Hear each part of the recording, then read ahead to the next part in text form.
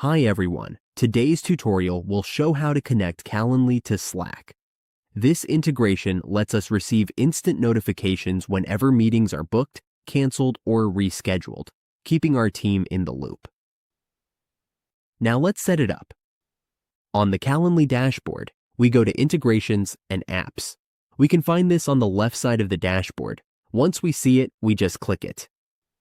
In the search bar, we simply click and type Slack. Here, we can see Slack appear. We just click on it so we can configure the settings and get connected. As we can see, it is not connected yet.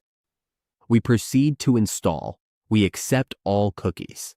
Now, we will sign in to continue with the installation. We will use our Google account.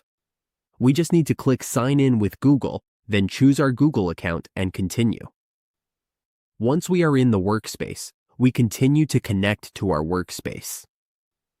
Once we finish logging in, we can click Add to Slack. We close this window and then click Allow.